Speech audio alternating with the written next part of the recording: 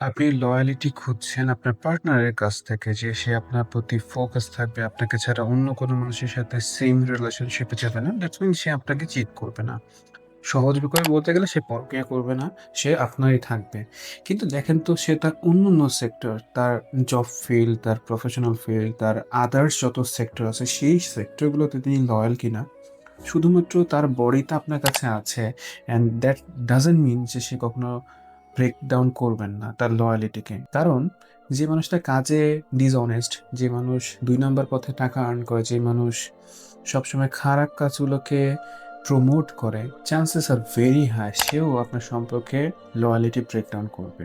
আপনি যতই আমাকে বোঝান বা বলেন যে ভাই ও তো আর্ন করুক যেভাবে ইচ্ছা সেভাবে, সমস্যা নেই, কিন্তু ও তো আমারই আছে। যে মানুষটা টাকা আর্নিং এর ক্ষেত্রে লয়াল না, যে মানুষটা কাজের ক্ষেত্রে লয়াল না, সে কিভাবে তার সম্পর্কে লয়াল হবে? তাই শুধুমাত্র সে লয়াল সম্পর্কে এটা দিয়ে আপনি মেজারমেন্ট করবেন না।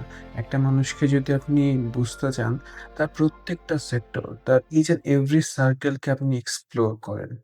সে কতটা লয়াল।